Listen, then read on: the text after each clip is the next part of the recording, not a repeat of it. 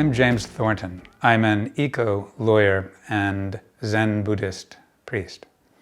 I became an eco-lawyer because as a small child I fell rapturously in love with the natural world, deep empathy with nature, and wanted to become a biologist, and saw at a certain point that I would be studying and watching while what I loved faded away.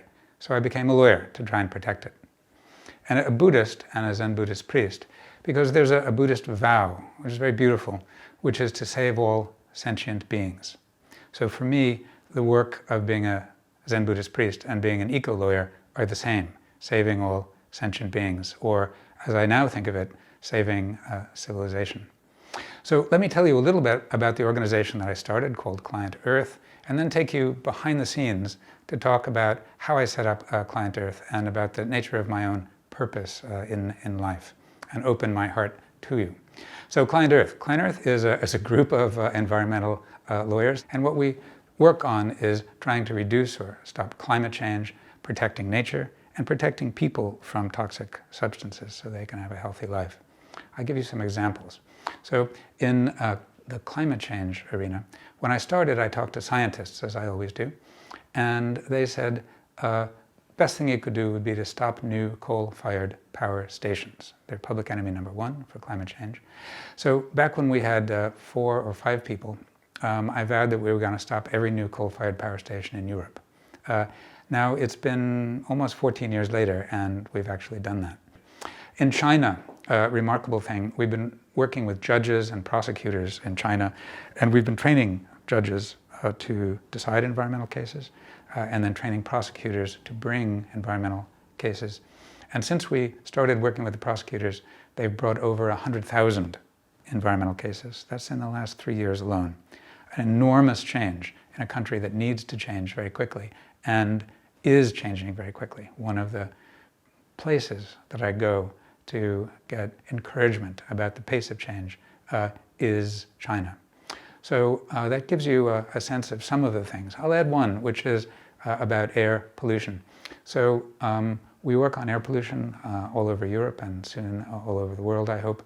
And we've brought cases in 11 countries. We started in the UK, and I may get back to that. And we've won cases in every country where we've worked.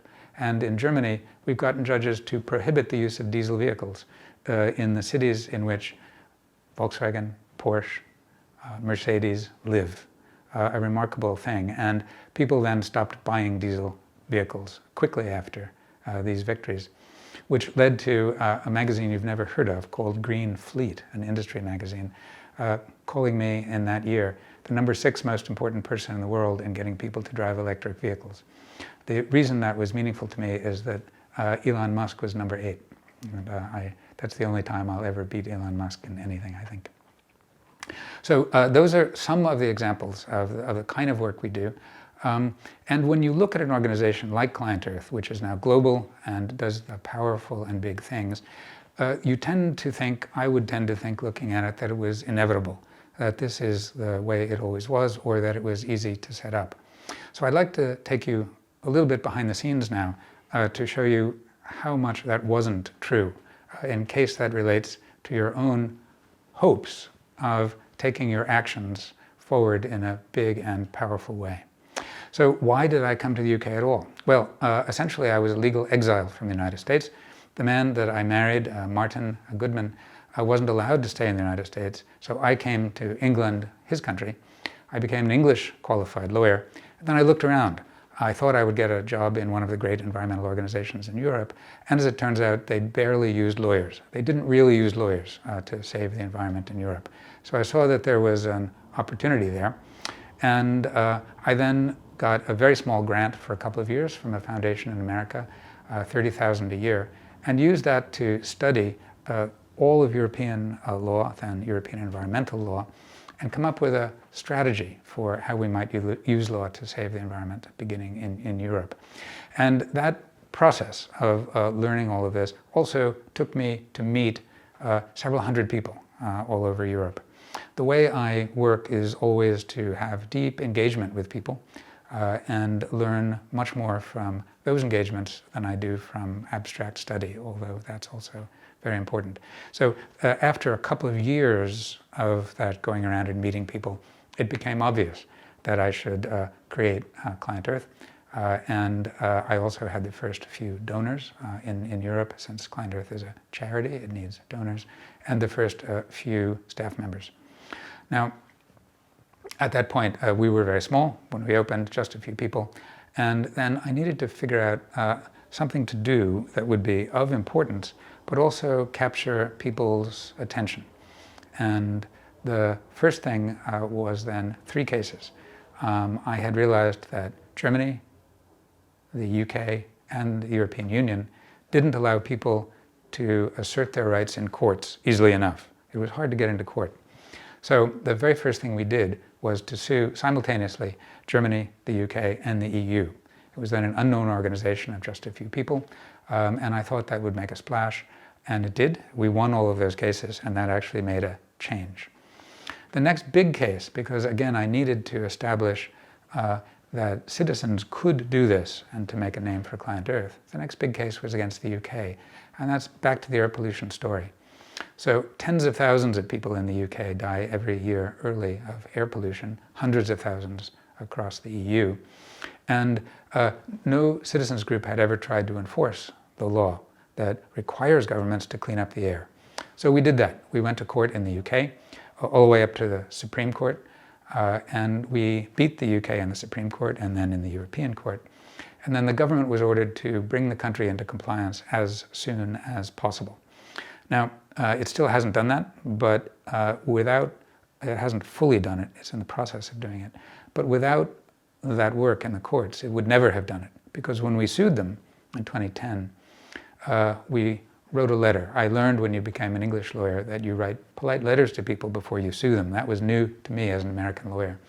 And I got a letter back from the government saying, well, we don't intend to comply with this law anytime soon. We accept that you are right, that 40,000 people a year are dying early of air pollution in the UK. 40,000 a year. But we have no intention of complying with this law till 10 or 15 years from now. Now, that changed when we got an order from the Supreme Court, and they are taking steps, if slowly. So both of these, and particularly the air pollution case, going against Germany, the UK, and the EU, and then the air pollution case against the UK and then all across Europe, are examples of how to look for leverage. So the first thing I always do when I want to get somewhere is to say, where do I want to get? And then what is the highest leverage way to get there? Time is short, life is short, the number of people, no matter how much charitable money you get, is few. So how do you leverage all of that into the maximum impact that you want to have, whatever your task is? So I'm always looking for that leverage. And this air pollution case, then, very big leverage. There were just a few of us, and we beat the government. Then we're beating governments all over the EU. When we won the case in the highest court in Germany, Angela Merkel got on television and said, don't worry, to everyone, this case is not nearly as important as it seems. Now, when the Chancellor does that, you realize the case is far, far more important than you ever dreamed. When I was invited into China, it was to help to write a law, help the Supreme Court write a law to allow citizens to sue polluting companies. And that led, through a series of relationships, to working with the Supreme Court to train judges, to working with prosecutors to train prosecutors. This illustrates the second point, really, which is that everything that I do is based on relationships, human relationships, and looking for contact with somebody who is sincere and moving in the same direction. That works everywhere. So relationships, again, these very deep human relationships that develop in which you transfer your knowledge, you learn what they know, and together work on a problem. People around the world are waking up to climate change in new ways, and one of them is that people are beginning to really understand that there are human rights involved, and beginning to see climate change through the lens of human rights. This is important because if we see things through the lens of human rights, we can empathize with people, and the problem becomes not just an intellectual problem, but a deeply personal relationship problem that you're having with people. So we're working with a group of Torres Straits Islanders, indigenous people who live on islands off Australia. Australia has done almost nothing to stop climate change. And these people are watching their islands being washed away by storm surges, by rising seas, all due to climate change. They are watching the bones of their ancestors be washed up and washed away. They're watching their crops and their land wash away. They're realizing that the chain of passing their islands down through multiple generations, thousands of years, will be broken, that they won't be able to pass their culture on to their children. So we brought a case, a human rights case, on their behalf, and I hope we win it, and that wakes Australia up to doing something about this. But you can see that by making it a human rights issue, people can relate to it more directly, and the more directly we relate to these issues, the more we're motivated to do something about them. Now, what keeps me going in all of this? Well, three things. One is my Buddhist practice, another is my relationship, and a third is my purpose. So I offer gratitude every day for my relationship. I meditate every day. The practice is now 35 years or more for me, and it goes on every day and needs to. My Zen master told me at one point, I'm not your teacher is nature. Nature is your teacher. So for me, again, linking nature and the meditation and the practice for the environment very deep. And then the purpose. I mentioned earlier saving civilization. I used to say that, and people said, well, that sounds a little highfalutin, until David Attenborough said the same thing. And now it's safe in the streets to say that you work on saving civilization. And it's a very deep purpose. I was a very angry young man. I was angry that people were destroying the planet. Over the years, as I found tools to use to actually try and stop the damage, I grew less angry as I meditated more and tried to improve situation, until one day came when I realized I'd actually become quite fond of people. And that's when I also realized that my goal was to save civilization.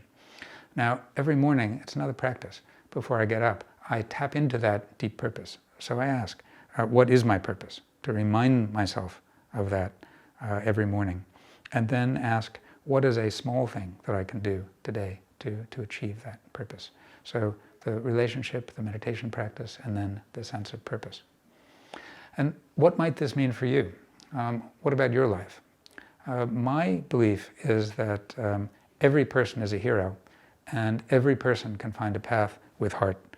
It takes looking, and then when you find it, it takes sticking to it. It won't be easy. Well, it's sometimes easy, but it's often not easy. But by doing it, you generate meaning and purpose in your life and change the world. For anyone who does this, for anyone who follows their path and contributes to saving civilization in their own way, it's important to understand that their contribution is as meaningful as the contribution of any other human being. Thank you.